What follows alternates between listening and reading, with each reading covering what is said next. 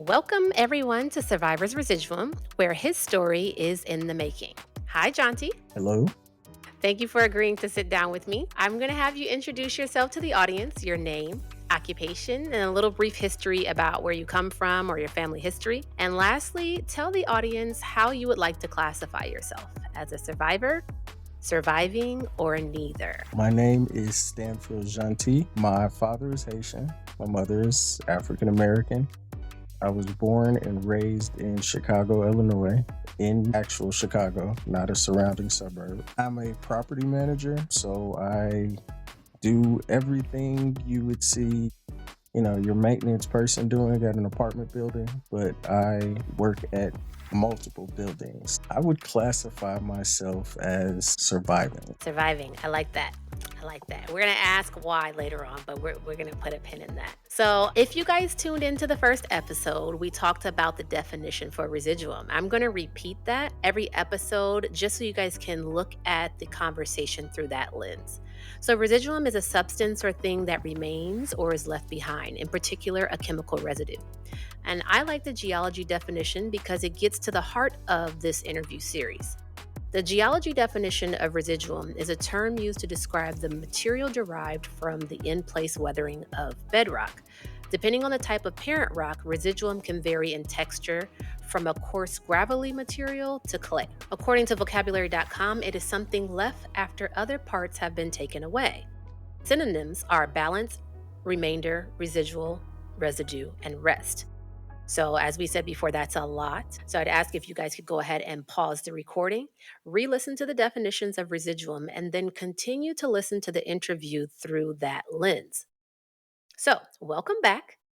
Today, we are honored to have Stanfield Jeanty, like he said. I call him Jeanty. I always say it wrong, but I've been doing that for 27 plus years. It's going to stay that way. Okay. Thank you for joining us on the hot mic. And thank you for being willing to share your story with us. So, I'm going to begin the interview by listing 5 of the 20 questions that I gathered from online databases and a few friends. You will have access to spin a random wheel and select a number. As we walk through your story, I'll periodically stop and ask you to spin the wheel, like we discussed, and then you're going to give me a number and attempt to answer the question that corresponds with each number. If you decide to pass, that's okay. And if you decide to pass, be like, I'm over it. So my girls, we say sips tea. My guys, I'm over it. So if you don't want to answer the question, you're over it. Okay. So Okay. Yomada P says, what were your thoughts when you got the call? So we're talking mostly about the transplant, I guess, in this question. So what were your thoughts when you got the call? An unknown person asked, how did you maintain a positive outlook during the dialysis and transplant waiting period? Also unknown, how restricted did or do you feel having had type 1 diabetes? And then what advice would you give to someone facing a similar diagnosis or challenge? My question is, do you think there is enough conversation around type 1 diabetes as a disease in America? So, like I said before, these are just sample questions. These may not pop up on the wheel, but just to give an audience an idea of what the questions would be.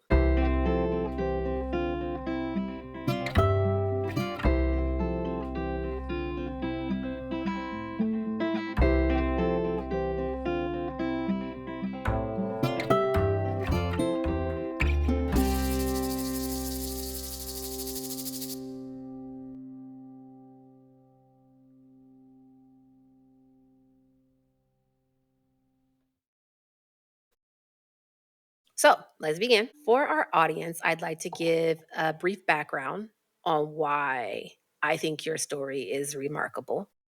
You're a double transplant recipient and you live with type 1 diabetes for over 25 years, right? Yes.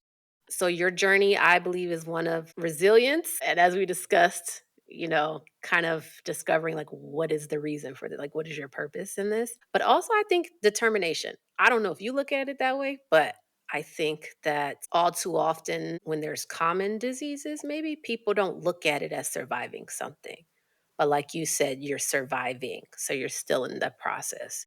I've had a privilege of knowing Janti for nearly 3 decades. Whoop, whoop. And even with just a glimpse into your experiences, I knew that your story needed to be shared. So I really don't know the whole story. So, like I said before, thank you for being here today. And we're going to dive in and explore your incredible journey.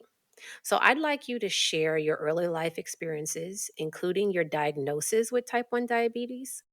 Go ahead and take us to the beginning. Like, how old were you when you received the diagnosis? What were you feeling? Or were you even just too young to understand the full weight of the situation? So I was in fourth grade when I was diagnosed. The entire way it happened, I was sick. And normally, whenever I got sick, I only stayed sick for maybe 2 or 3 days and then it was over. Like, literally, I had chicken pox for all of 2 days before they completely went away. So this time I had flu like symptoms, and my mom got concerned after like day four. That's how, odd it was for me to stay in a sickly state. So she took me to the doctor. They didn't know what was going on at first. They started running tests, drawing blood, doing all that stuff. And what they noticed was my blood sugar was elevated. Um, in a person with a normal functioning pancreas, your blood sugar is like never elevated. Your liver and your pancreas basically keep them in a tight range. My blood sugar at the time was like 300 something, when the norm is around between 80 to 120 after somebody eats. Sorry for all the medical professionals who are going to come down on me for getting a number wrong. So there was, I was diagnosed as diabetic in fourth grade, and I didn't know what that meant at the time. Like, all I'm hearing as a fourth grader is die. Like, I'm not getting the whole, like, this is diabetes. Like, I'm a little kid. This is literally brand new information to me. Hmm. My mother, who was a teacher as well as a nutritionist, she had some familiarity with it, but not having, experienced or dealt with it, she was brand new to everything as well. Hmm. Main thing is food and eating, because every little thing can throw your blood sugar off. And I was a type 1 diabetic, which is completely different from type 2 diabetes. Mhm, mhm. Before you go into that, one thing I always liked is that you were very knowledgeable about your condition. You were very knowledgeable about what you could and could not do, and you were very knowledgeable, like this more recent time when I was in the hospital, about like, no, that doesn't work for me. So again, we're sitting down so that maybe somebody else can learn from your experience. And I think a lot of times people are not aware of what they should know or what their level should be. So, type 1 diabetes is an autoimmune disease. The doctors don't exactly know what causes it, but they just know the resulting effects. So, in a nutshell, one day my body decided to start attacking the cells that come from my pancreas. Your pancreas is an organ just below your rib cage, behind your stomach, that when you eat, it produces a hormone that tells your body to break down the sugar in your foods so that your cells can use that sugar for energy. So without that hormone being produced, yes, I can still eat, but I'm not actually fully absorbing or taking advantage of the foods. So Hmm. it's like I'm eating this thing with sugar in it, but my body doesn't know to use the sugar to feed my cells, every single cell in my body, the energy that they need. So essentially, I'm eating, but I'm starving. Hmm. And the problem with that is the sugar stays in your blood because it's not being, correctly metabolized. It's not getting used. And all of your cells are slowly starving while still trying to do their work, which just takes a complete toll on the body. So that's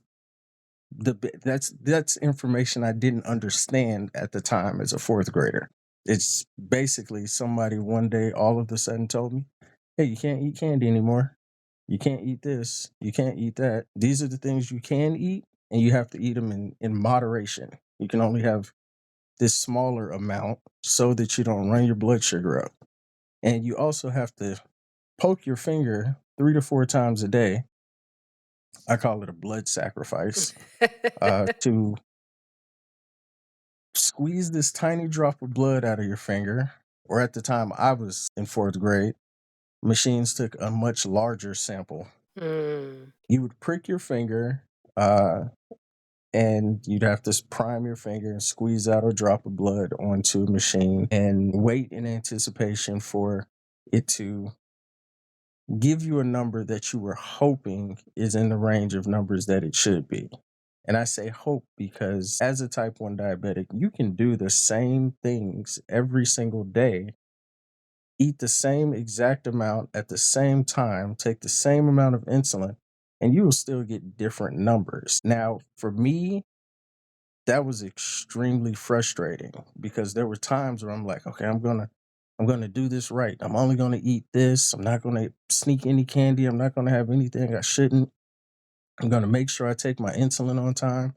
I'm gonna get some exercise in. I'm gonna do all the things to get the right number. Sit there, prick your finger, put the blood on, and you get a number that makes no sense. And for me, for a long time, it actually turned into like a burnout where I became mentally exhausted trying, and always getting the wrong numbers, generally Mhm. higher numbers. And, take it back, go to the doctor, talk to the nutritionist, and make these adjustments. Nothing was ever working right for me. It was later found that I have my type 1 diabetes is what they call brittle, which meant the tiniest things altered my blood sugar. Where Mm. somebody would where another diabetic would maybe be having a low blood sugar from too much insulin and not enough food and be able to take just one glucose tablet, I need to be taking like a fourth of a glucose tablet. Mm. Otherwise, it's going to skyrocket my blood sugar. Mhm. Now I'm chasing that, trying to take insulin to bring it down. And I Mm. end up on this constant roller coaster of up, down, up, down, up, down, which, I'll say that was probably by sixth grade. I was just tired. I was Mm. mentally exhausted. And the thought of this is what my life is. Mm. This is what I have to do for the rest of my I'm in sixth grade. Like Right. I have to factor this in to every single thing that I do.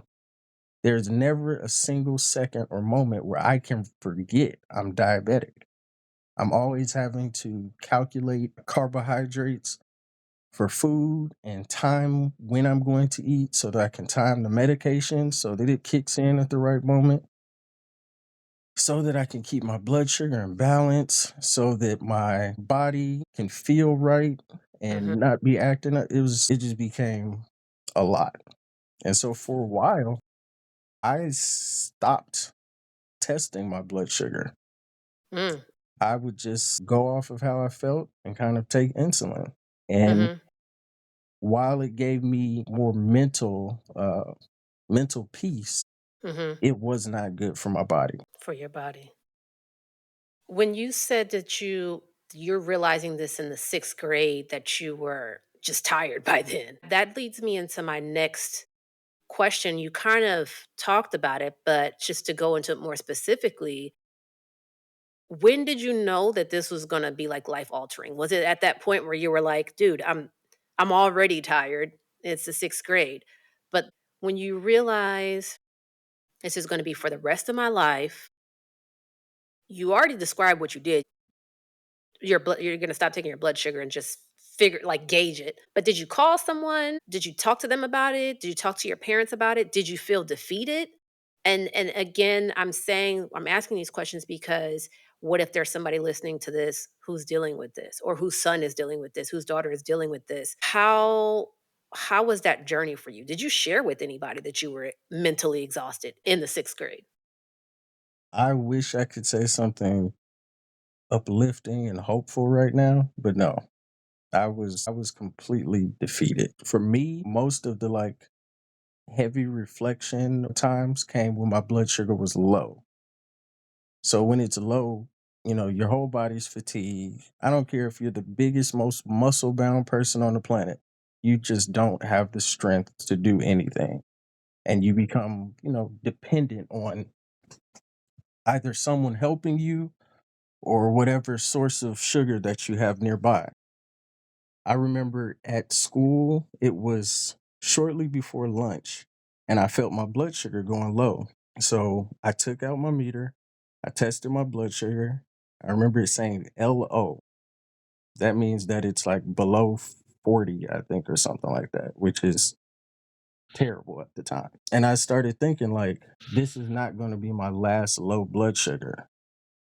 This is going to happen. Like, regardless of the things I do, they're just one of those things that happens. Like, I don't think anybody purposely tries to have a low blood sugar. It just kind of Mhm. happens. Mhm. And there I'm thinking, like, okay, I have to step away because it's kind of embarrassing as well.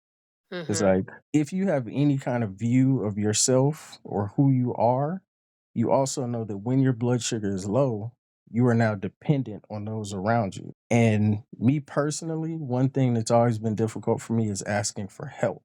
Mhm. Like I'm always going to try to do whatever I can as much as I can before I ask for help.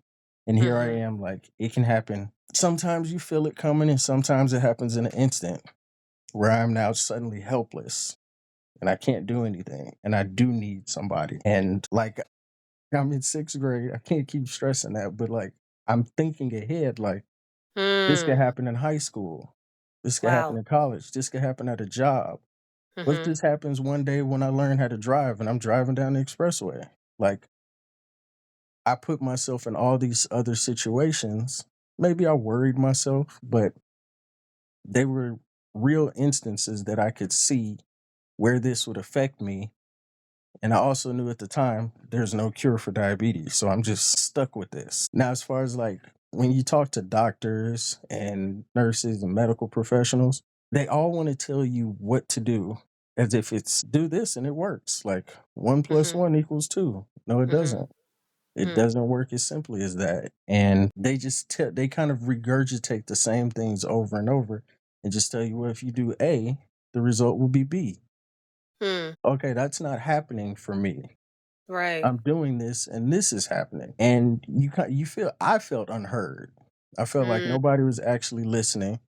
And I developed this whole like mindset of, okay, doctor, you probably studied diabetes for a chapter or two in your little Mhm. medical book, and then you moved on to the next ailment. I Right. live with this every single day. I'm the professional. You don't know Mm. anything.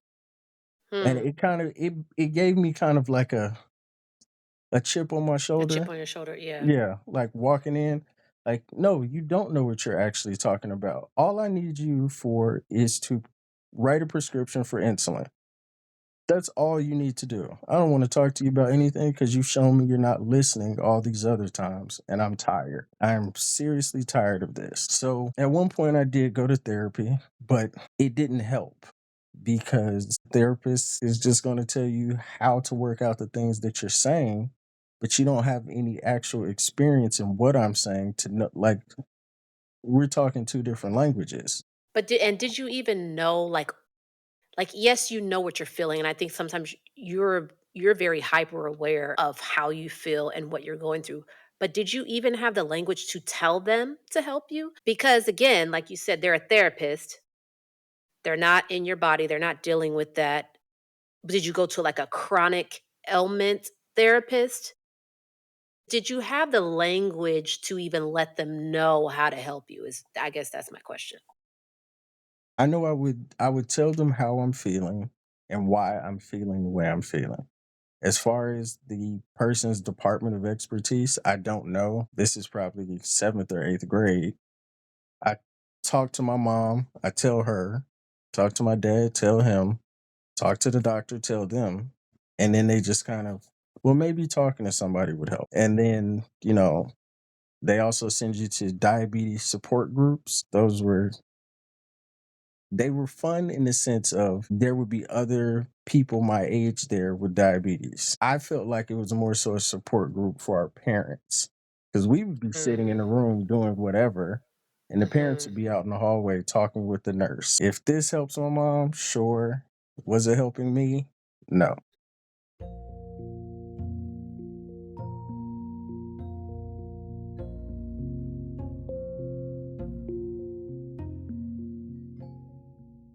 Wow. I mean, just that short portion of it gives me even more of an insight into a child dealing with this disease. And it's a life altering disease. I think because it's not, cancer or lupus, I think some people don't think of it like that, but it is definitely a life altering disease. Let's go ahead and spin the wheel and choose a number, and I will go ahead and pick a random question that corresponds with that number. My number is 12. 12. Number 12. Okay. And this is not very specific, so I guess you can choose any part of your journey. How has your experience shaped your perspective on life and resilience? Or has it? So the question is, how has your experience shaped your perspective on life and resilience? But has it shaped your perspective on life and resilience? I don't know if this answers the question, but somebody asked me about 2 weeks ago something similar. They asked me, why did God let me get diabetes if God is so great? And I said, Mm, I don't know what he made his decision for or why he made it. I do know that as much as I hate being diabetic, as much as I hated the experience, there are some things that were positive that I can take from it.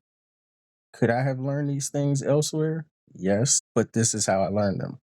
mm, So being diabetic taught me the importance of time management mm, because I have to, you have to try to eat at certain times and remember to take your medicine, take your glucose, these things. So it taught me just how important it was to keep track of time and to do things at the same time. It also taught me, like with low blood sugars, there are times my blood sugar has gone low and I've been alone. I don't have glucose tabs on me. And I just had to get up and move anyway. And when I say I have no strength to move and I'm still moving, I'm not trying to toot my own horn, but it's all willpower. You hmm physically, biologically don't have the energy to do what you are doing and you're still doing it. It has taught me, like I said, I'm very independent. I don't like asking for help. I will do it, but as a last resort. It has taught me to seek help before I become completely exhausted by whatever. That it is okay to ask for help. The most you're going to get is a no, but sometimes you're going to get a yes, and then you get the thing that you needed. The other thing, being diabetic has taught me a lot about food and nutrition. I don't think these are things I would have really been concerned about had I not had to be actively aware of every single thing that I put in my mouth, whether it's vegetables, fruit, protein, crackers, whatever it is. I have to know how it works. hmm I can tell you how many carbohydrates are on just about everything in the grocery store on the Man, shelves. I remember I'm a problem solver. Like, what do we do? And I was trying to come up with like I'm on the dialysis website. Oh, you could do this, you could do this. And you were like, well, I can't do that because of that. I Hmm. can't do that because of that. And I'm like, what can you eat? Like I was defeated. And that was like 2 seconds. I was trying to figure out. I said, well, they say that this works for this and this works for this. And you're like, no, that has this much in it. No, I can't have that because it has, and things that I thought might have been healthy. And nope, I can't have that much of that. I can't have that much of that. And I was like, wow, it's way more complicated than we know. Hmm. Wow. Well, speaking of complications, we're going to move on to complications and amputations. You've been dealing with this disease for years. So we talked about your early years. Let's discuss the complications that led to your more recent hospitalizations and then subsequent amputations. First, before we discuss all of that, I'd like you to give me 2 words, just 2 words that describe how you were feeling during this time? Like where the really severe hospitalizations started to, like, this is more recent. How were you feeling during that time? Hopeless, So hopeless. What's another word? defeated. So you felt hopeless and defeated. How did those feelings frame your treatment and your healing process? Or did it? Walk us through your announcement specifically with those complications to your friends or loved ones. But then, like you said, also, you don't really like asking for help. So, was it like the people that helped you at that time? Okay, they just had to know. Did you tell anybody what you were going through at that time? Or did you just keep things private? For the most part, I didn't tell anybody. The people who really knew, so it was one, a lot of it is a blur because I spent a lot of time in the hospital during this time.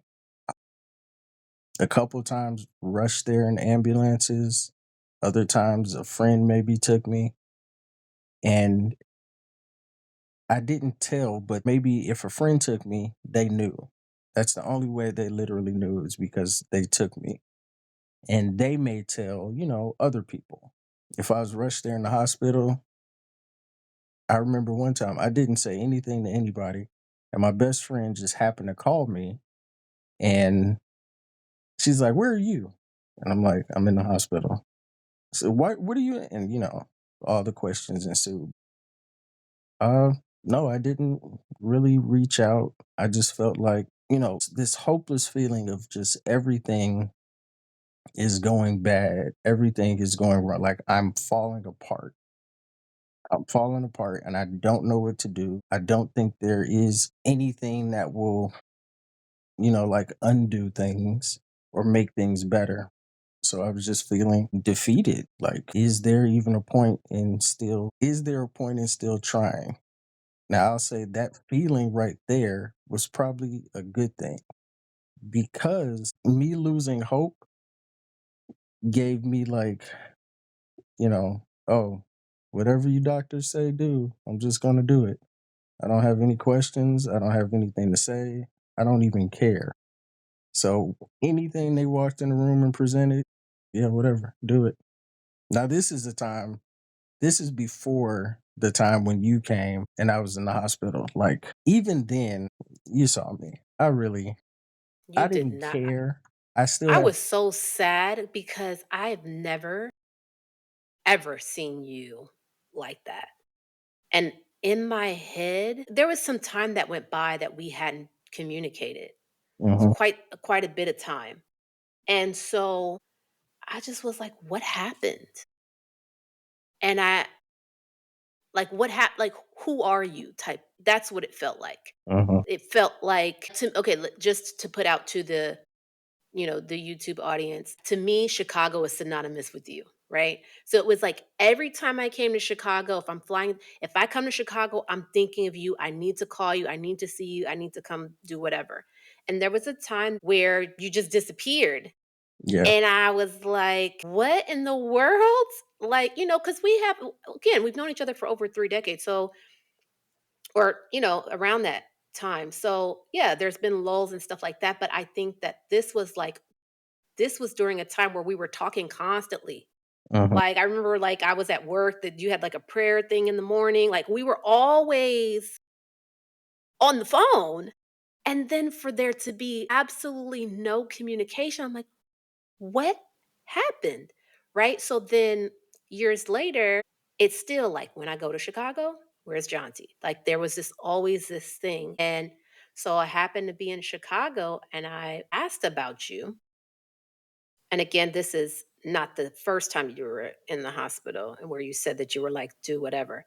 But and person that's currently my husband now was a friend at the time, which is weird that he didn't know you, but or maybe didn't know you that well, knew some of your friends.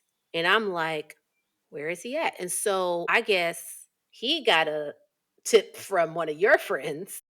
I didn't know that. Yes. So this is all new because I wouldn't have never knew where you were. So I just been asking. I'm like, this is weird. And I think here's my thing: when there's something that's very important to me, I ruminate over it, and I'm trying to figure out why. Like, how do I figure this out? So maybe he just got tired of me asking. I don't know. But I was just like, I don't understand. Like, what? And he knew a friend who I think is family to one of your best friends or something like that. And I got a call that you were in the hospital. And I'm like, where? Like, where is he at? And that's going back to like how when I got there and you just were like, it was more of just like, I don't know how to describe it, but it was just like, hey, like I ain't seen you in years. And it was just like, yeah, like you were done. I was mentally going through it, still trying to process, everything going on. And then when you walked in, it was one, they rushed me to the hospital in the ambulance. I didn't have my glasses. So, like, when you first walked in, I just want you to know you were a figure as you began to get closer and closer. And it wasn't until you were like very close, I was like, yes, you did. Mm. Hey. And the hey was awkward because one, I'm like, I know I'm staring at this person and I'm finally realizing who they are. That's weird. Two, where you're seeing me right now. I am Right. I am in this hospital bed looking a hot Hmm. mess and you just Very walked vulnerable in. state. Yeah. Three, we hadn't spoken like you said in a while and it was like I remember we were planning to go on the A road road trip trip. Yep. and then life happened and that cut off and it was like that was the last time I talked to her. It was like I felt like, oh, was that oh I messed up. And now she's standing right here in front of me. Do I bring it up now or do I just let her talk? Like what? So it was a lot going on, but like I was happy to see you. It was just a lot going through my head. Like at that time, I when I say defeated, I don't think I've ever actually felt defeated in anything up until that point. I could see that. I could see that. And when I say that, I want you guys to know Stanfield is a man's man. He is a very intelligent man.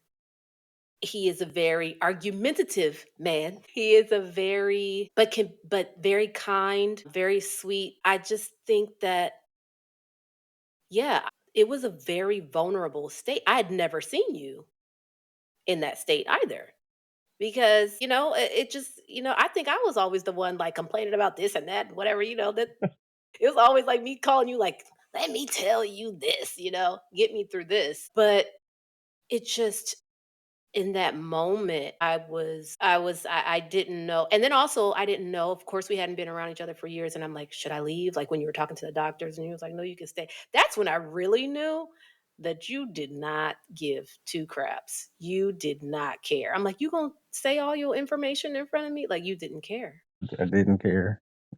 I just trusted you, but I don't know which one it was more, whether I trusted you or whether I just did not care. Like somebody need to hear this because I don't care. I'm not really listening.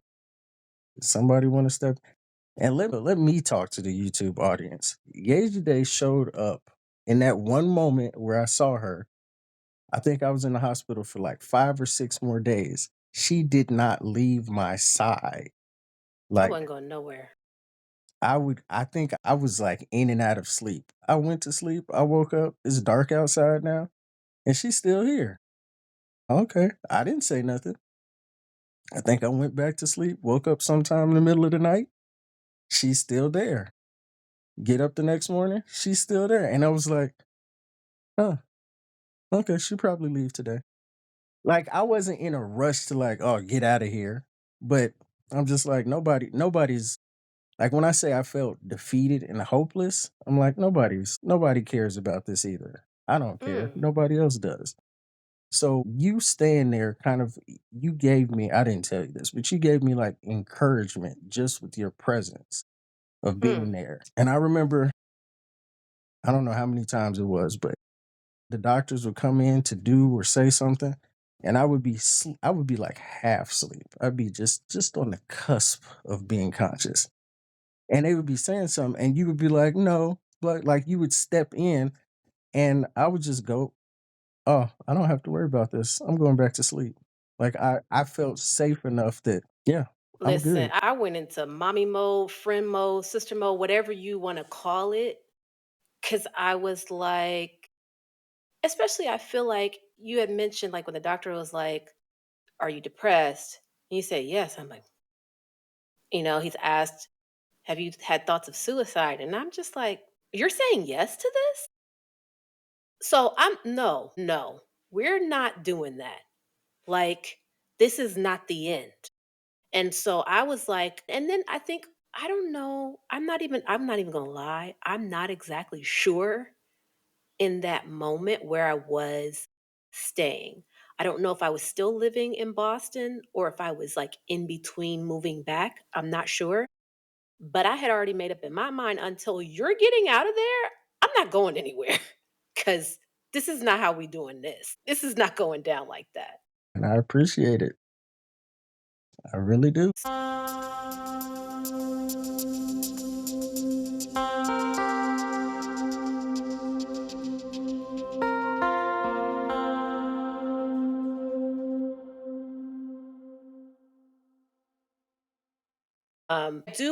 I do want to say that you have a good nucleus around you. You got folks. Now, I don't know how much you let them in, and that I don't know if you're better at that now, but you do have people that really do care about you, really do want to see you thriving and all of that. I want to ask one more question before we go into spinning the wheel. Could you describe for us your experiences, like your emotional and physical challenges at this time? I know we kind of, touched on it a little bit, but coming from you, what are your emotional and physical challenges, did you think, at this time?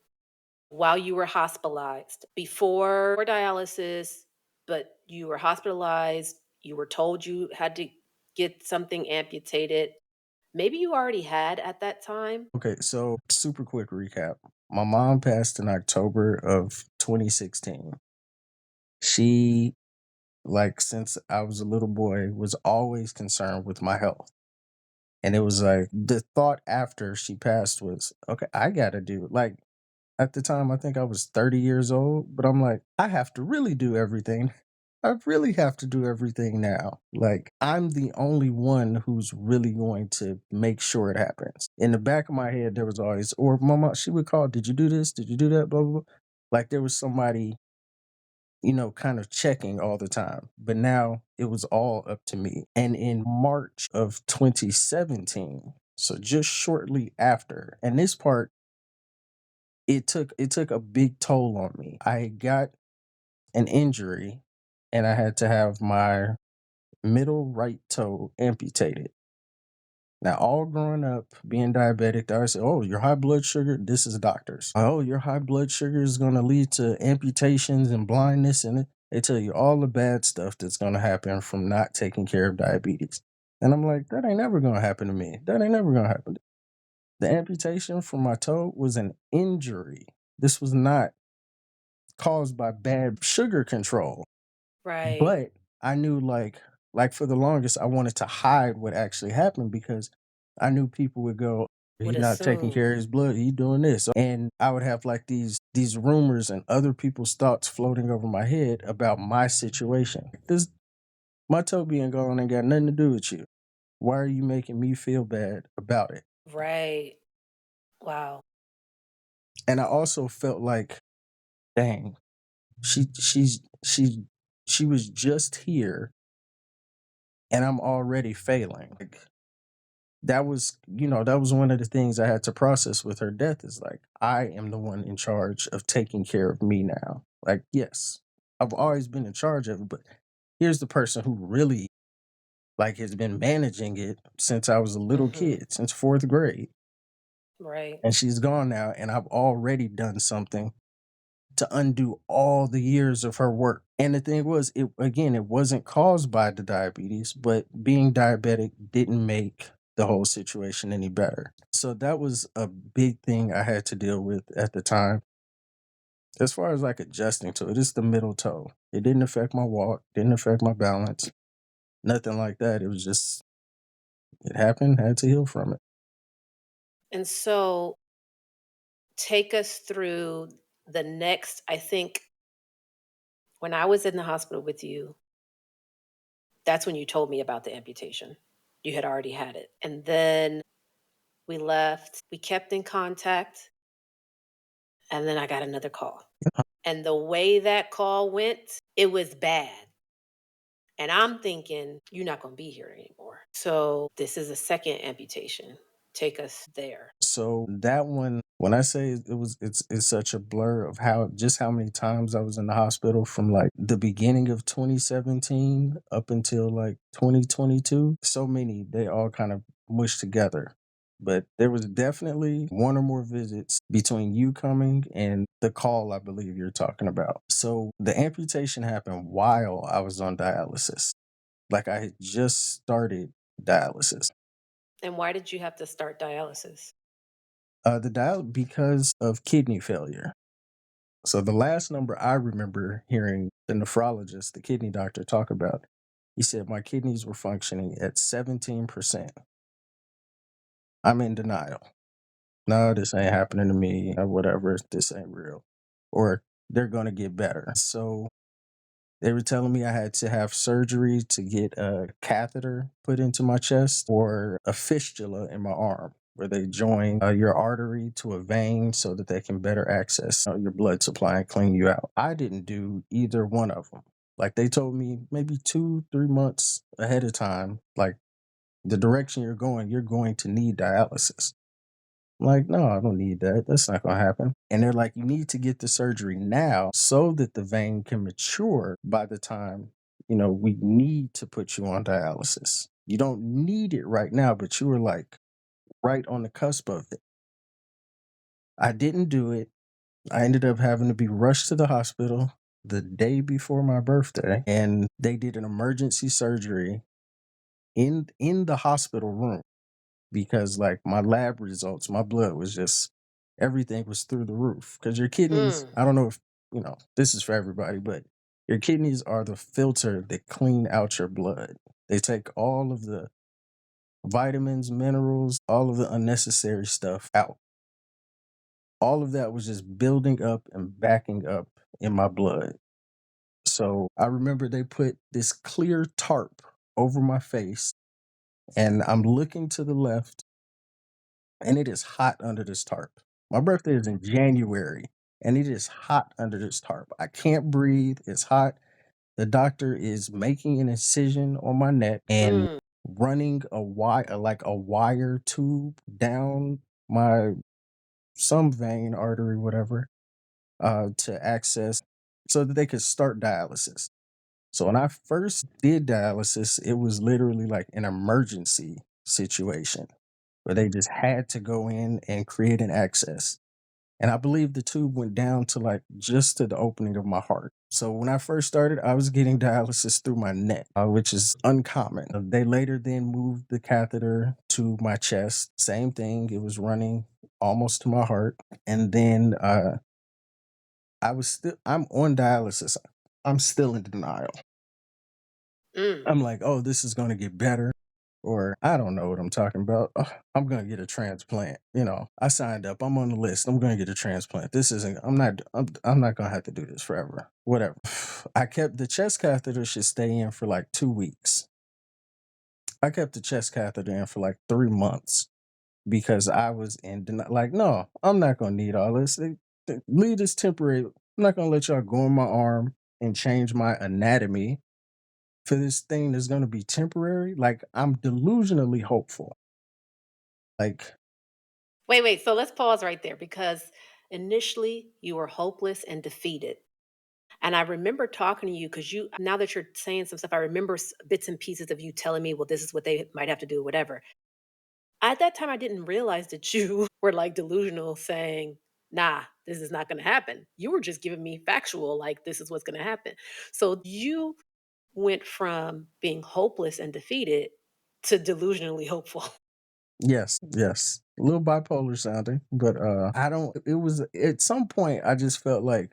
So remember when I said I felt like I let my mom down when I had my toe amputated? Her and my dad, because my dad was constantly there. He'd come to the hospital and just He come and sit in the room. Like he might come in and watch. He's gonna watch the news in my room on my TV, but he's gonna be there. That Right. was what he did, and I love him for it. But I also felt like I got to keep fighting for him. Honestly, I did not care. But I was not fighting for myself. I did not care. I felt like I have to fight for all the work that my mom put into my health and for my dad. Like I have to do this for him. As far as me, I was like, I'm about to die. I don't Mm, care. I don't want, if I survive, I don't want to survive in the conditions that I am now. So I'm trying. I'm going to keep fighting. I'm going to listen to suggestions. I'm going to do whatever for my dad. And that was about it.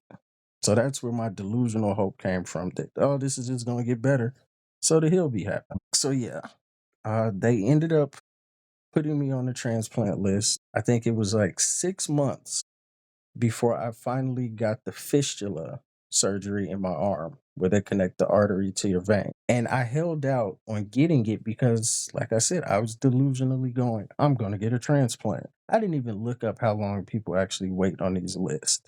People mhm, wait years. There was a guy at mhm, the dialysis center I went to who I ended up being related to. He's been waiting mhm, 15 years. mm. I got a kidney and a pancreas in less than 8 months.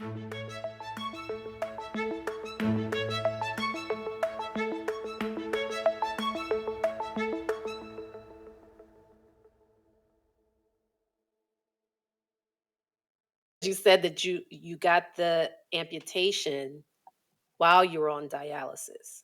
So take us there.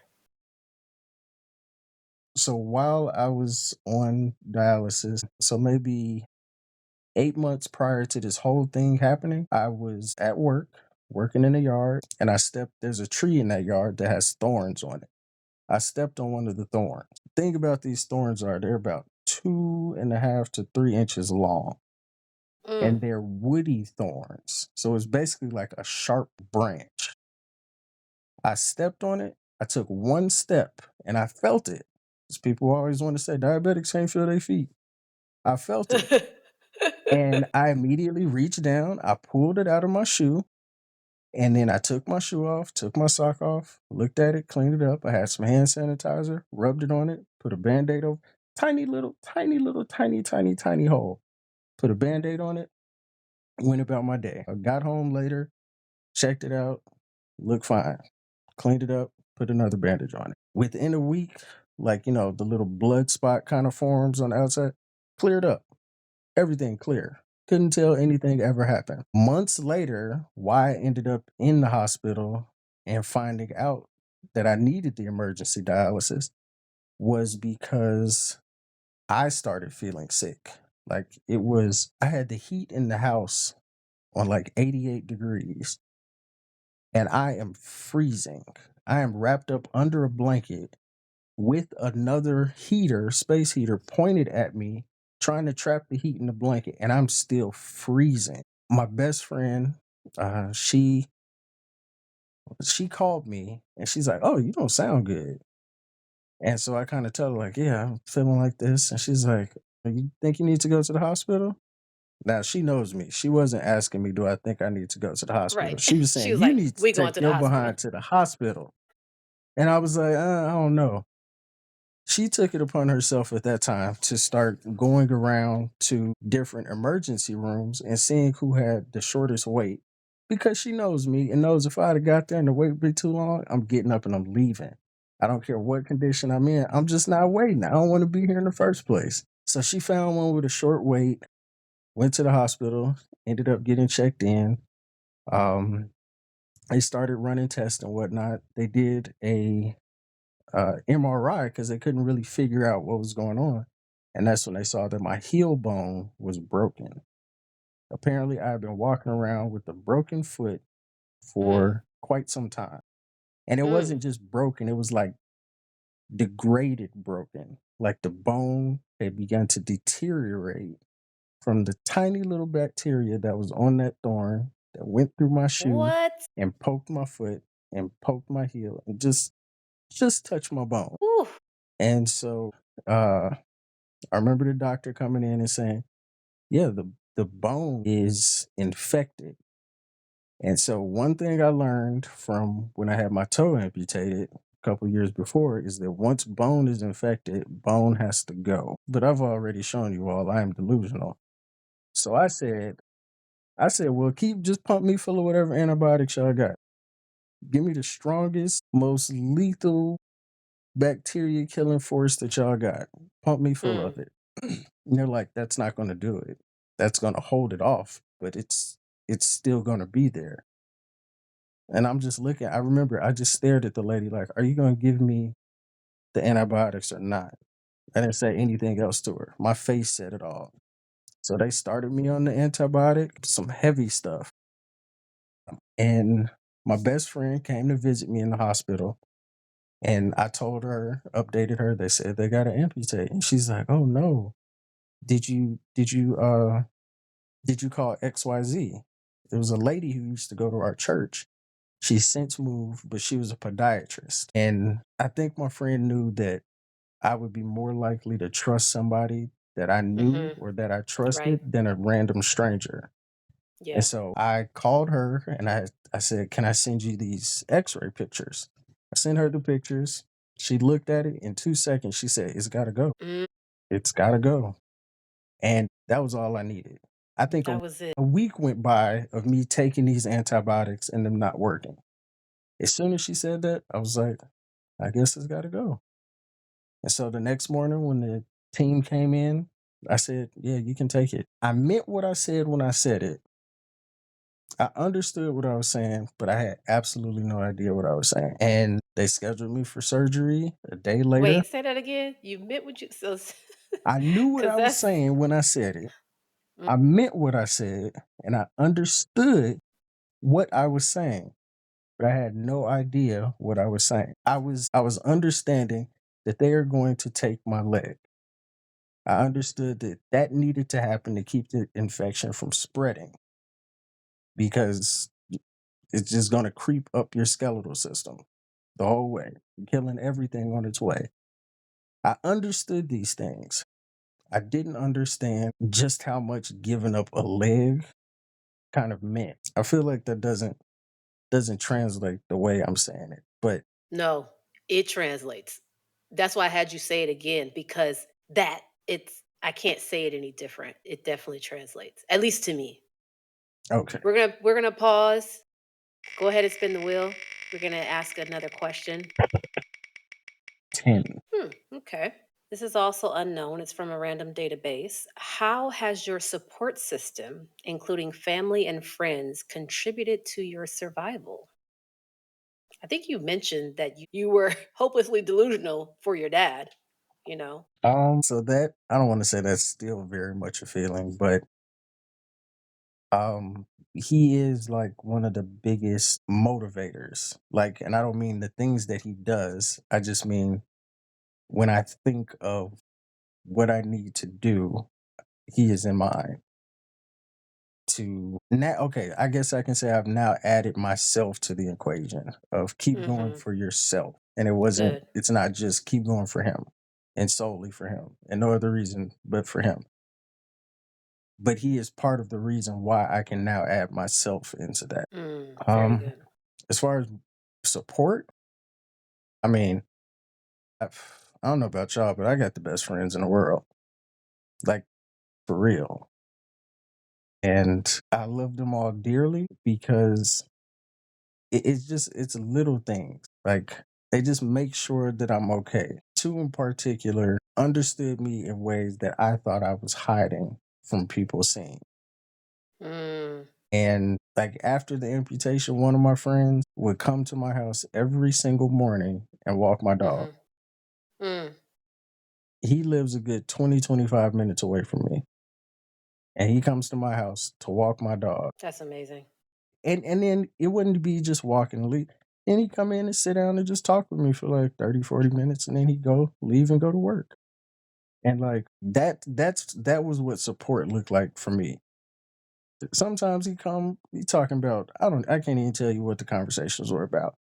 It was him coming and sitting there and talking. and just being there, that was the support I needed. Other friends call and check up. They make sure I'm okay. They ask how I'm doing. Yeah, the core people are all the support I need. I just want to emphasize that this is our second interview, Survivor's Residuum, and we're talking about even though you're surviving or have survived something, there's still those things that are left over, the residue. And both you and our other guest mentioned the support of friends. That it's everything Mhm. because going through whether it's a medical situation, abuse, whatever things that life throws that we have to go through, going it alone is very tough Yeah, yeah. because it's already that people don't exactly know what you're going through. Even somebody that lives in Chicago, that's a type 1 diabetic, that's an amputee that was on dialysis, maybe around your same age, still doesn't know exactly what you're going through. Mhm. But it makes it better when you have support. Yes. Definitely makes it better when you have support. Can you discuss with us the transplant process, your recovery thereafter? And I'm just going to say to this point, like, I hear from you every once in a while. I'll call every once in a while, right? But at this point, when I was hearing from you, like I would check in, but if I heard from a particular person, I thought something was wrong. I know exactly who you're talking about. So when that number and name popped up on my screen, I want to say I was at work. I'm always at work. So I was probably at work. I don't know. I guess the very worst thing possible. Like my heart dropped. And here's why. I was in the hospital having had a surgery. Mhm. And part of me I had and your name was like, you need to call Stanfield. You need to call Stanfield. And it was heavy, heavy on me. And when I dialed you and talked to you, that is when you had that amputation. And so there was this thing again, like, you need to call him, which you guys don't ignore that. Don't don't ever ignore that. Every time I've ignored that or even not ignored it, there was a reason. There's always a reason. So as soon as I text you, I got a text message from Vanessa and my heart dropped immediately because every time she texts me is not a good thing. But she told me and I was like, why didn't he tell me? Why does he always she was like, he just found out. So I'm super happy. Just rest and let me know when you get some rest. Give me a call. I'm headed to work right now. Like there's times where you just like when I'm not in Chicago where you come to mind and it's like I need to check on you. So when that name came across the screen and I hadn't checked on you, I I was tripping. I was sweating. I was like, what's going on? What's going on? And immediately the person was like, you know, it's actually a good thing. And then I was like, okay, but there was surgery involved. How is this a good thing? What's going on? And then I got in my feelings because I was like, wait a minute. Like this person's hitting me up. You already out of surgery. When would you gonna tell me you got a transplant? What like then I started to go all that. Like cuz I'm not going to lie. And this is not I was trying to figure out how I could give you my kidney. And at that point, to be honest, like at that point I wasn't married. You know, I don't have any kids. I was like, I'm finna do it. Like I'm finna test. I'm gonna do this. The only thing in my head that kept coming to me is now you'll only have one. What if you have a family that needs it later on? And I was like, well, I'm not gonna have a family. Like I just kept like, I don't care. I'm gonna do it. Like, what if I'm a match? Mhm. And you kept ignoring that.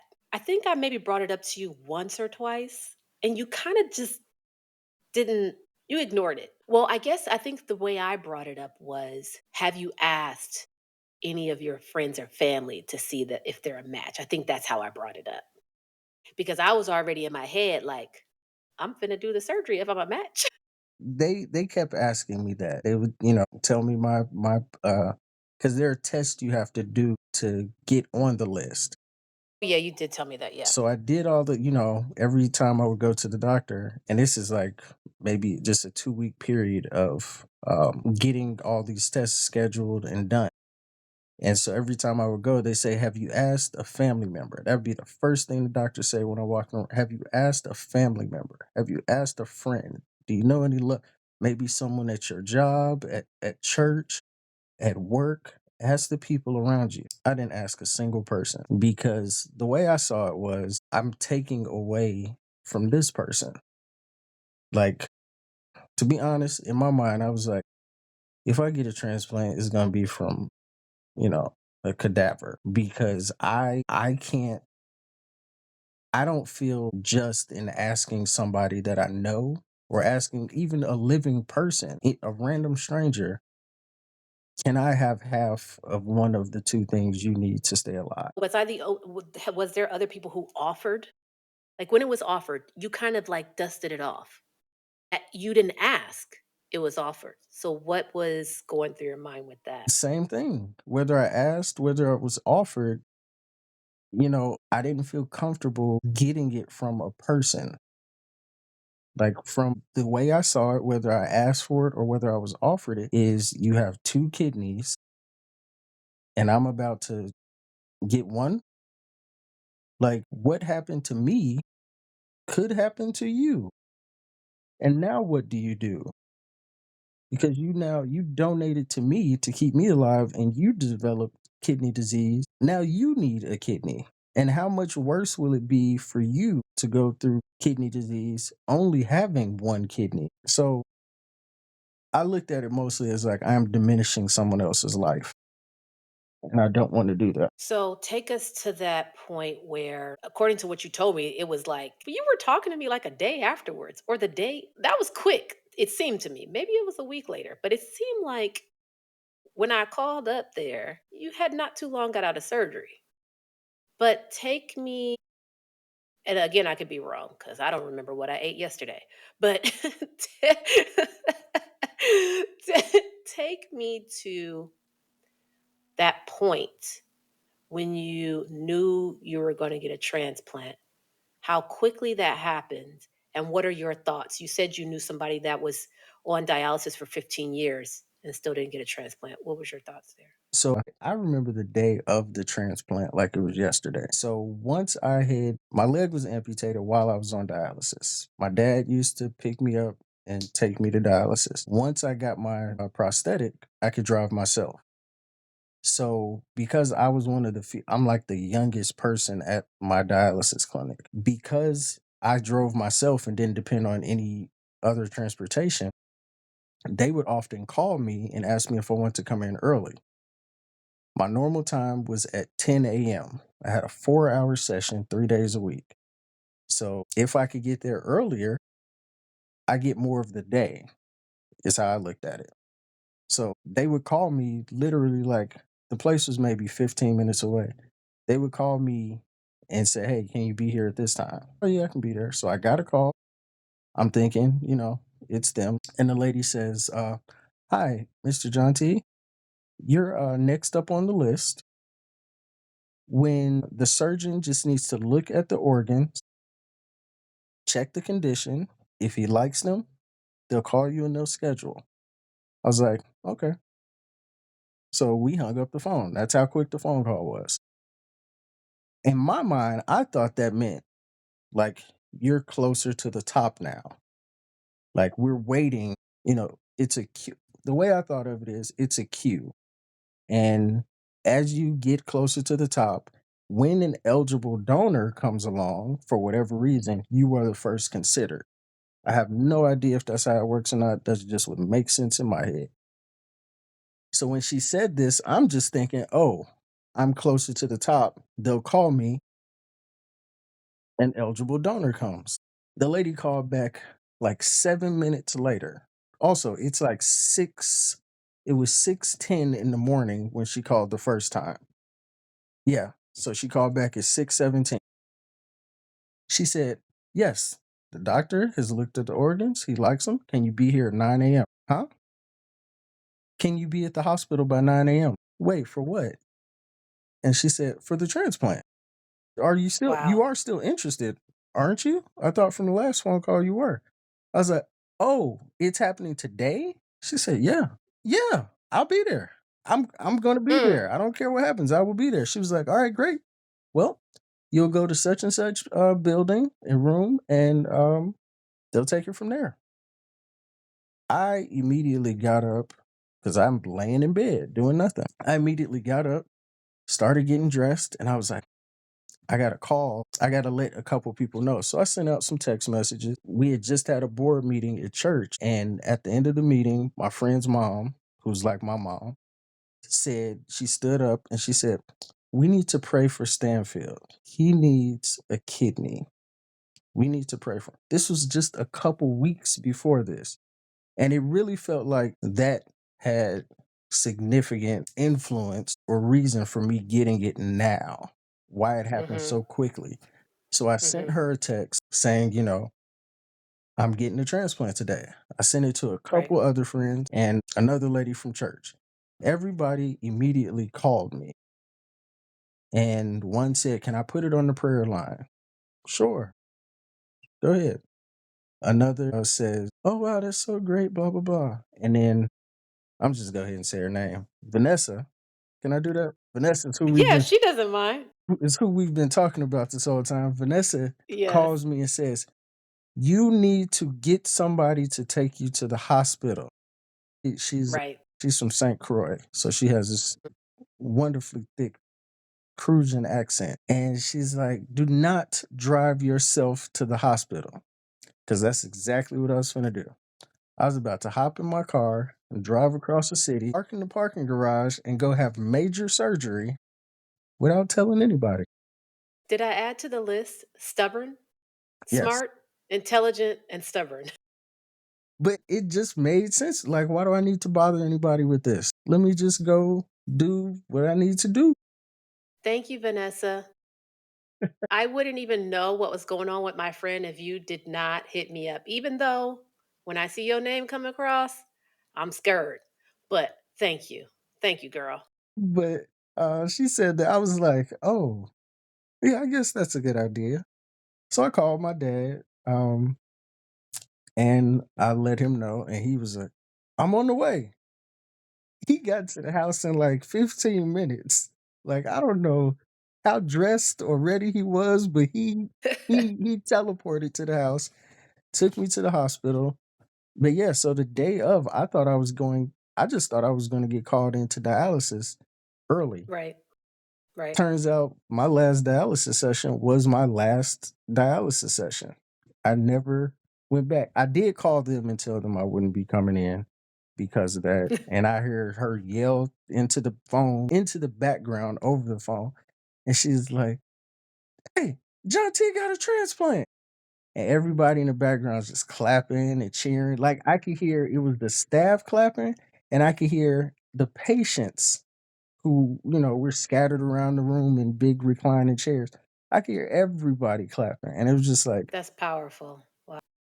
it made me feel good that they were just celebrating like this win. I fi- that is the biggest feeling I had. I finally felt like I had a win. Like I hadn't had a win in so long that you couldn't have bothered me that day.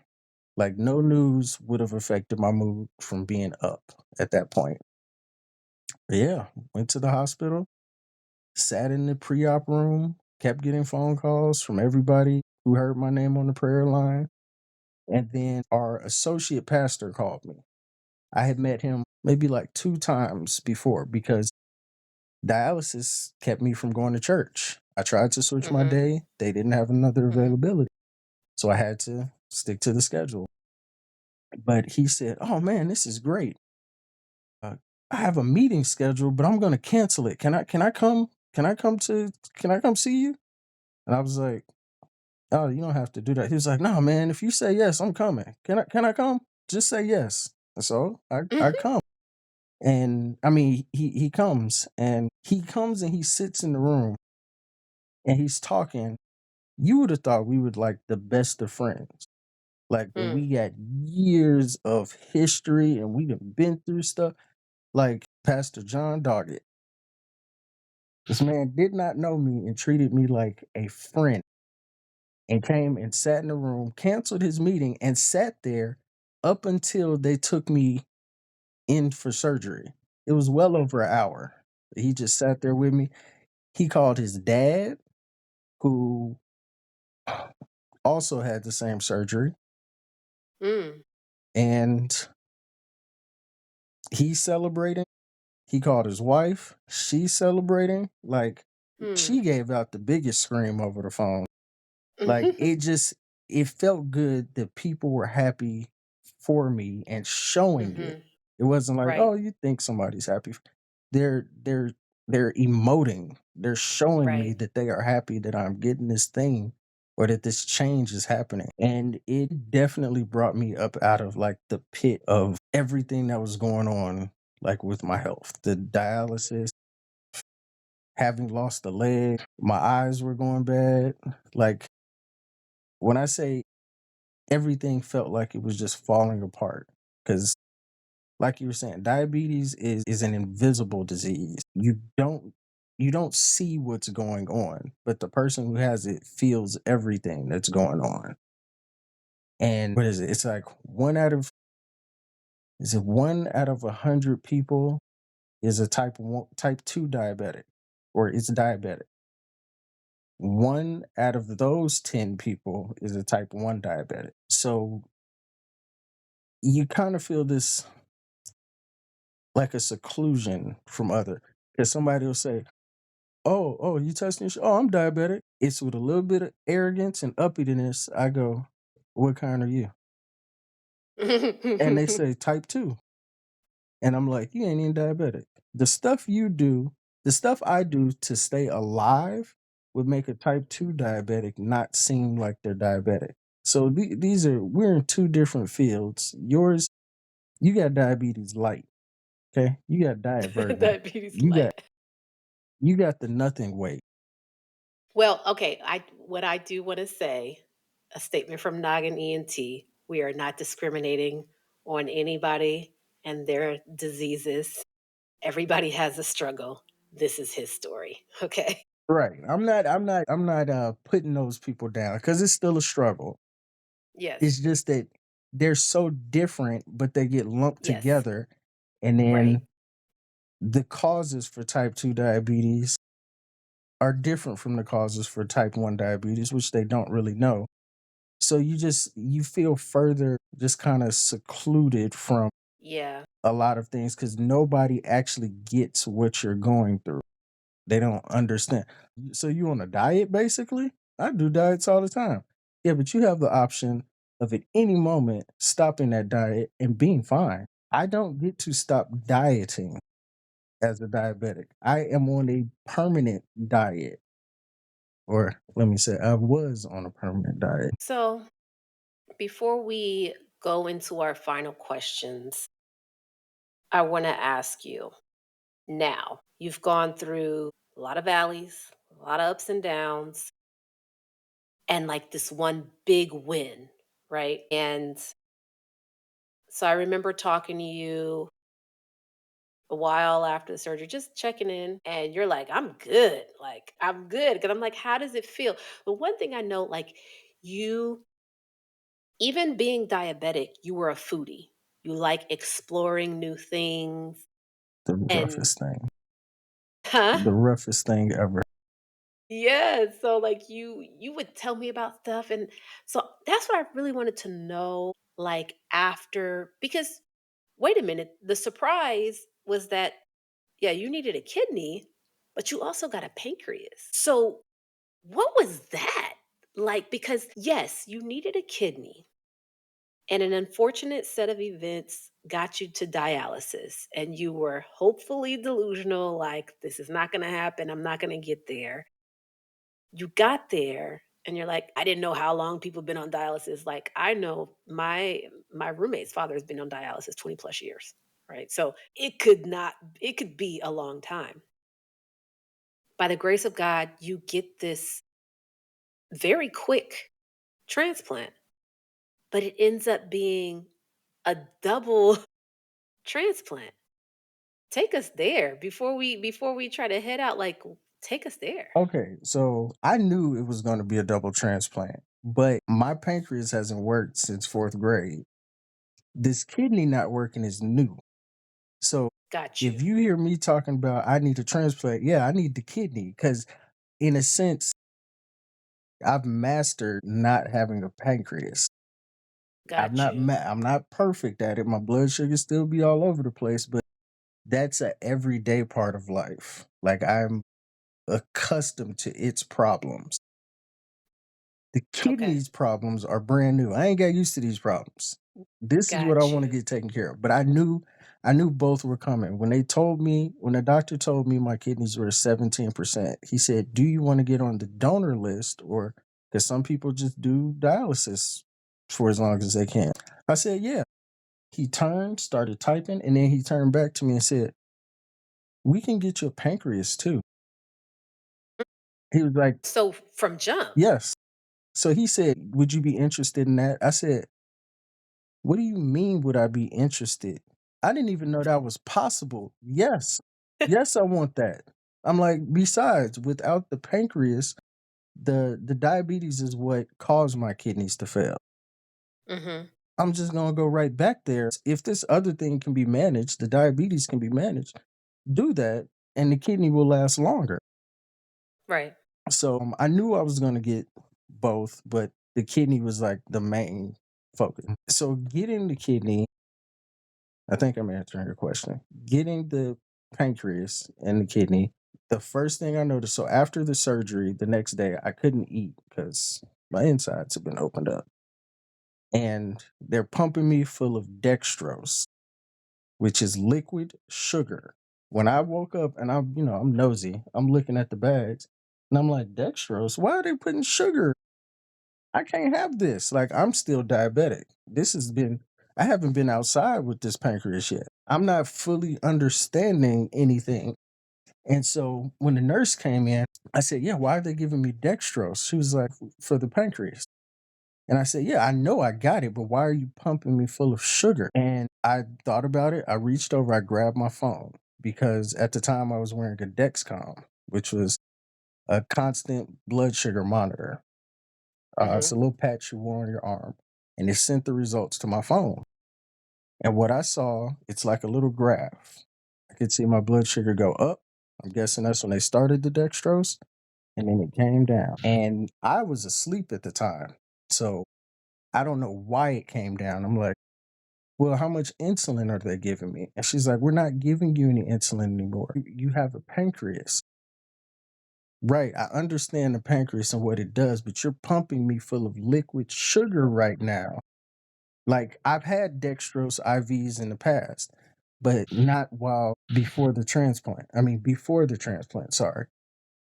So my blood sugar would be going up while they have this IV in me, and they would have to also start an insulin IV to counter the two things. So as I'm seeing the bag pump over like the next 2 hours, I'm steadily looking at my phone and I'm seeing my blood sugar is normal. And that was when it first like this is real. This is real and it worked. It worked way better than I ever imagined it would. Like my blood sugar was on it was like a flat line because Wow. it was just working perfectly. The pancreas was putting out the hormone at the exact rate it needed to fight this liquid sugar being pumped into my bloodstream. And I was like, wow, I don't have to take insulin anymore. I probably don't need to test my blood sugar. I still wore the constant monitor for like maybe 2 months after the transplant just because I was paranoid. Every little thing I ate, I'm like, all right, what's my blood sugar doing? And I would see the number creep up on the graph and then it would come down. And it blew my mind when it would come down because I'm like, I didn't take any insulin. I didn't Mhm. have to grab a vial or grab the pen and turn the number. and then give myself an injection and my blood sugar's back down to normal. This is Wow. crazy. Like, this is an everyday thing for a non-diabetic. This is something you probably never even consider. But Never for thought about something it. that I have constantly had to be aware of or let rest in the back of my mind, it's now doing it on its own. You mean I can eat without having to do algebra for carbs and insulin and time and when they all need to work together to keep my blood sugar as close to being normal as possible? I don't have to do that anymore. I still have to fight the habit of reading nutrition labels when I go grocery shopping.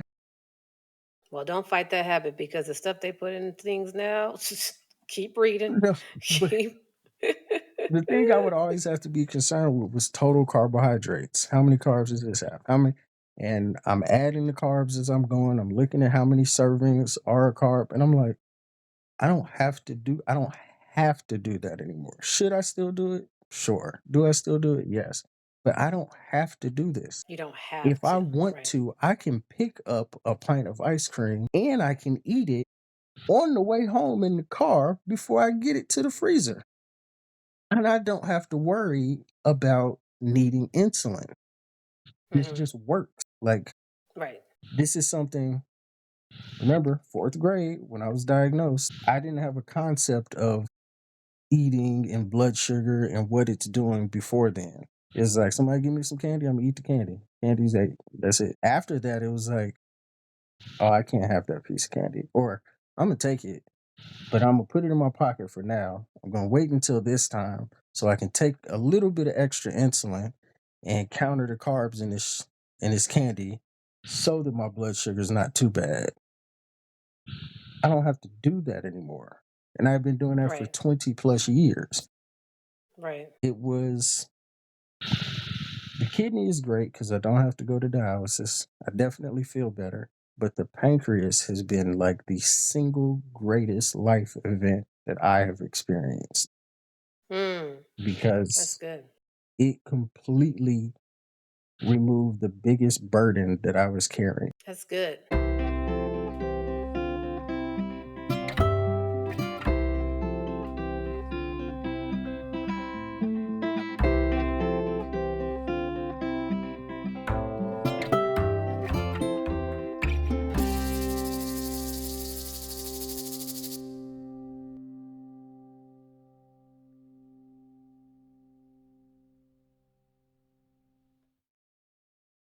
So we are going to spin the wheel and we're going to do something of like a rapid fire. So I'm going to have you spin the wheel, give me a number. I'm going to ask a quick question, spin the wheel, give me a number, I'll ask a quick question, and we'll do that 3 times before we close. 18. 18. All right. So Alicia J says, what is your why? What is keeping you motivated to fight for your life?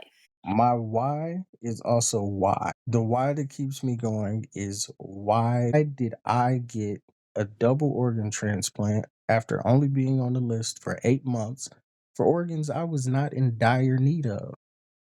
Would I have been alive today if I didn't get them? Yes. I'd still be on dialysis, still managing diabetes, but I'd be alive. I wouldn't have died. Why did God say, I'm going to save this one? What if somebody knows, contact me and let me know what I'm supposed to be doing to have been saved, to have been like, I mean, everything. So I've been through so many things, just health wise, not even lifestyle wise, of I should be dead. Why? That's my why. For all intents and purposes, you should be dead. Mhm. Several times over. So what is the purpose? Because it's like, there's a purpose, there's a reason. There's always a reason. Do you feel like you need to go on this like manufactured journey to find that purpose out? Do you feel like you need to be more cerebral and sit and meditate and try to figure out, ask God, and really research why? Or you feel like just putting it out there, your purpose will be revealed? I have no idea. You know, I don't believe in manufactured processes. So I don't think there's any nobody has written a book that will help me in figuring this out because that's their journey. And I'm happy they had it. That ain't my journey. I just right now I just kind of take every day as it is and I kind of look over here. Should I be doing this? Should I be doing that? I do not hesitate to tell any and everybody about, my testimony, my journey here. I don't, like I said, it always ends with I don't know why this has happened. I don't know why I was saved from this being much worse. And somebody would look at me like your kidneys failed, your pancreas didn't work. You've had two surgeries on your eyes. Your leg is amputated. Your toe is gone. What do you mean it could have been worse? It could have been worse. Hmm. And yet here I am. I can't tell you why, but I feel like that keeps me going to figure out why and to be present to fulfill the why once I know what it is. Be present to fulfill the why. I think that's pretty good rep for the rapid fire questions. But now I want to round this out. This is survivor's residual. There's always a residue or something left over. And it doesn't have to be bad. From your experience, what are you still dealing with that maybe the average person doesn't know after you receive a transplant, after you go through the trauma that you've gone through? Is there something that you're still dealing with that we wouldn't think about? Or is it something good that came out of all this weathering that you've had to go through? What does your residue look like? I had given up like a long time ago. And when I say giving up, I did pretty much everything short of what you all are thinking and what I'm not saying. And I was just tired. For the longest time I was literally just going through the motion to be here. I didn't care if I didn't wake up the next day. I didn't care if something happened to me.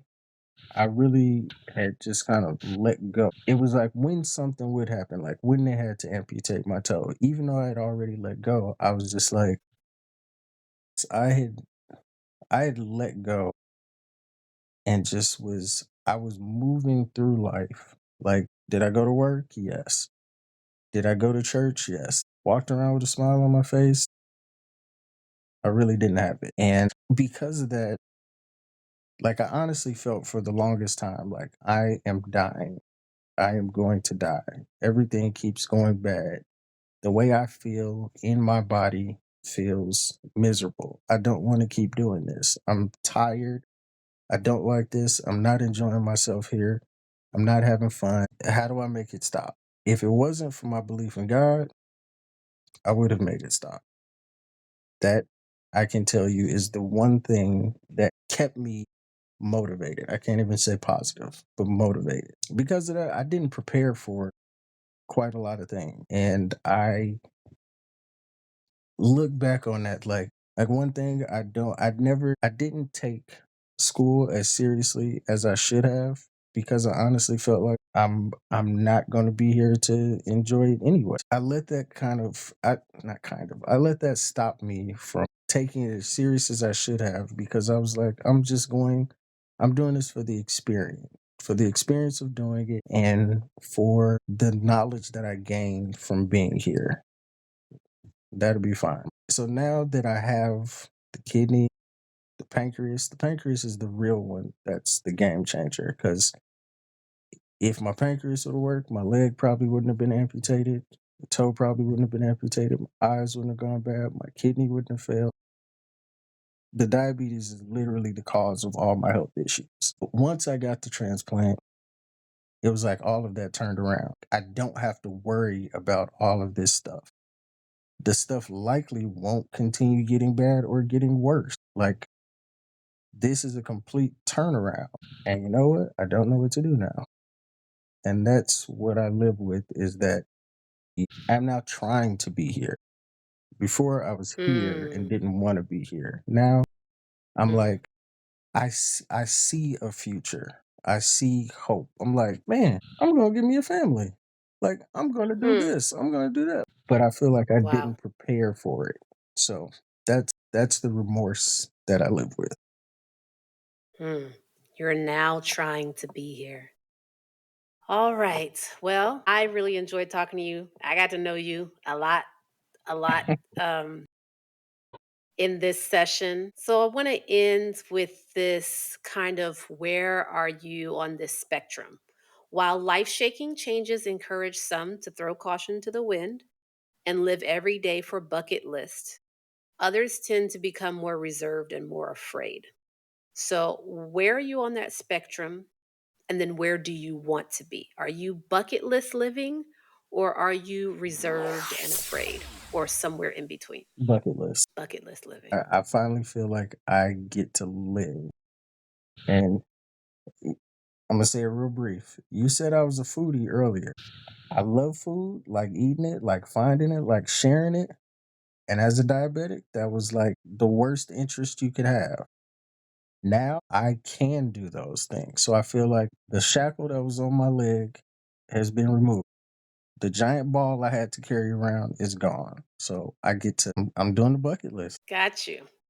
Well, I want to thank you so much for coming on, stepping up to our hot mic. And we want to encourage edutainment here at Noggin ENT. So I want to send all my guests home with some homework. All right. So the first person that we had on here, I know that she's an artist. I know that you are super computer savvy. You actually, do you read a lot? Because I feel like every time you talk, you're spitting some knowledge that you read in a book. So I feel like you read Yeah. a whole lot. So, that being said, I want you to put together a short story, poem, something that you are talking to your younger self. You haven't gone through the weathering, you haven't done this. You are talking to your younger self as a father would talk to their child. And you don't have to share it, but that's your homework.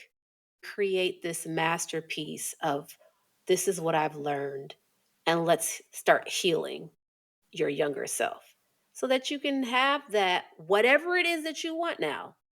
You're trying to live, whatever it is that you want now, that you're kind of making space for that and you're making room for that. So that's your assignment. I want to thank you so much for coming on today. And I wish you many more years of bucket list living because that's how I like to live. So let's go. Thank you for having me. Thank you for tuning in to Survivor's Residuum. We will meet here on our YouTube page every third Sunday at 3 p.m. for a new interview of his or her story. And remember, don't forget to remember to use your noggin. Bye.